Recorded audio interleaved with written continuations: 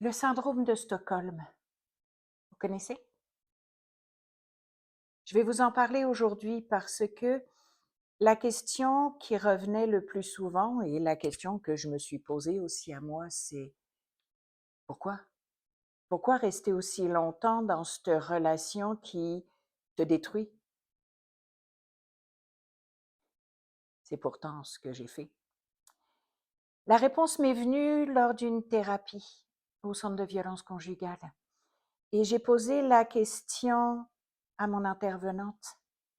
Comment est-ce qu'on peut autant aimer un homme qui nous fait autant de mal, qui nous fait autant souffrir?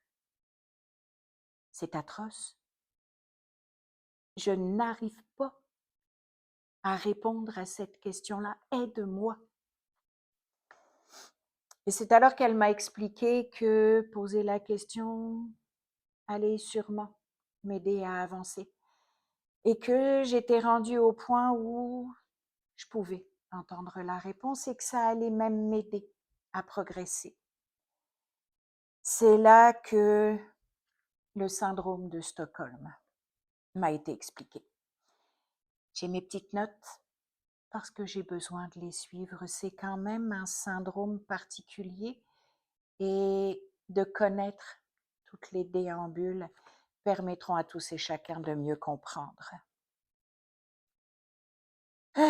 Rendez-vous compte, une histoire d'amour, un mariage, tout ce qu'il y a de plus banal, se transforme au fil des années par des crises, de la manipulation, des menaces et en un lien d'attachement par la survie. Les caractéristiques et mécanismes sont liés à la relation toxique, comme la survie et l'emprise. La victime, souvent isolée, intériorise la vision d'un partenaire violent pour apaiser et réduire sa peur. C'est comme ça que je n'en parlais pas. C'est comme ça que de continuer à défendre une image belle de mon conjoint me permettait de banaliser ce que je vivais. Le lien paradoxal, il s'agit d'une tentative désespérée de se protéger en s'alliant à l'agresseur. C'est comme ça que, malgré les crises, malgré les coups, je finissais toujours par aller comme redescendre sa frustration, que j'allais comme me rabaisser à des signes d'affection, que j'allais comme le calmer en lui montrant que ça allait bien, que je continuais de l'aimer malgré tout. La perte d'identité. La victime peut perdre sa propre identité, adoptant des comportements pour plaire à son agresseur et nier la réalité de la violence. C'est la même chose. C'est la même chose quand je parlais d'adaptation, quand je parlais de prévoir, de faire table rase de certains de mes comportements pour éviter les crises. Ça fait partie du syndrome. Et puis après, il y a les signes du syndrome dans le couple. La rationalisation. C'est excuser le comportement de l'agresseur ou minimiser la violence. Combien d'excuses j'ai pu lui trouver? Combien de fois où je mis le blâme sur moi, mes comportements, mes façons de faire? Ah, c'est normal qu'il se soit mis en colère. J'avais qu'à me taire. Ah, puis si j'avais fait le ménage comme il faut, il ne se serait pas fâché.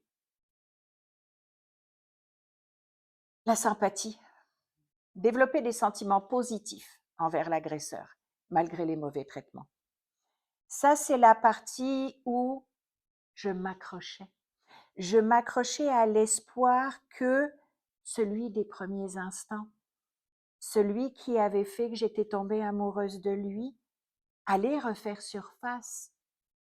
C'était une façon pour moi de m'accrocher.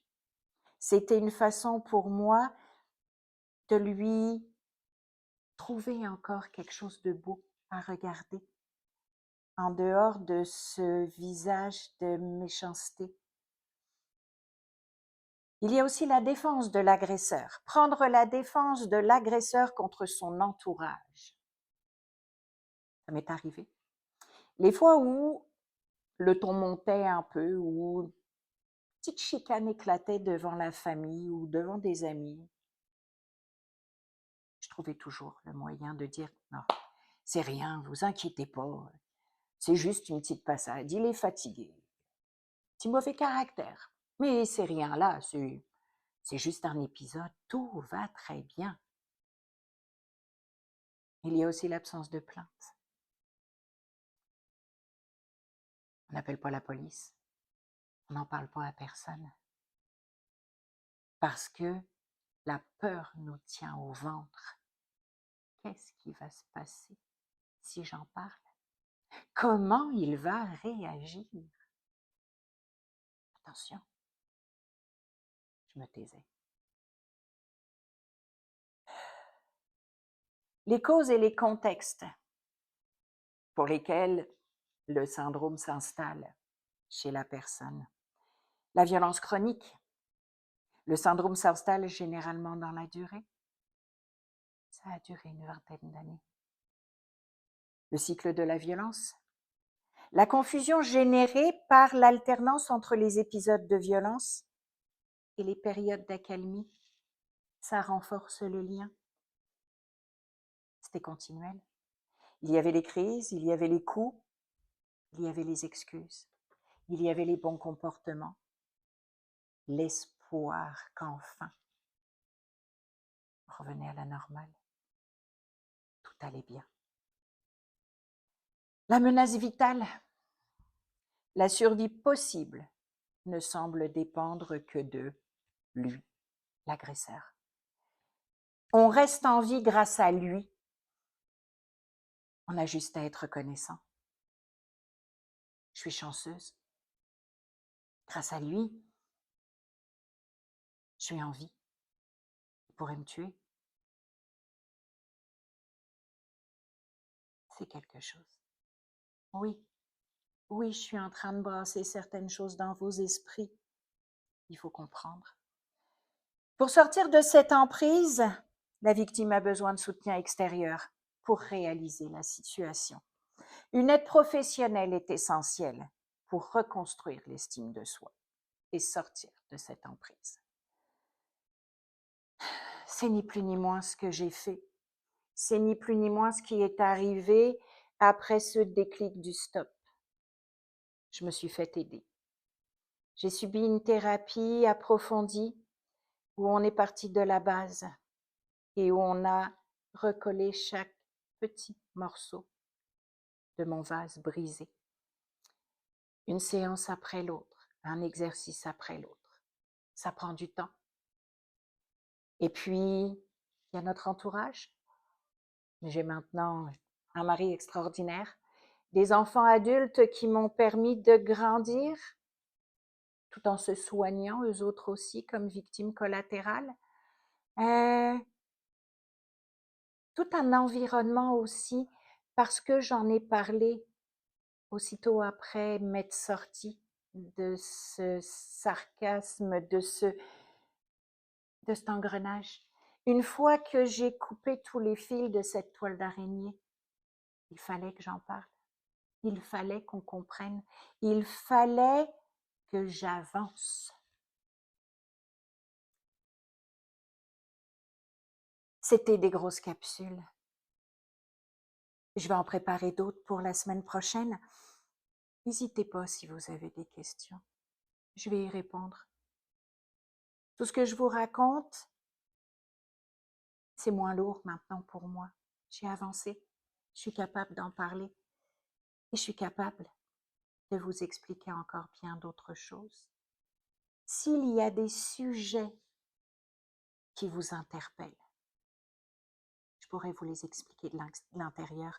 Je pourrais vous donner mon ressenti de ce que de ce que ça vaut quand on est à l'intérieur. Le regard est totalement différent. On se retrouve la semaine prochaine pour la suite. Faites attention à vous et prenez soin de vous.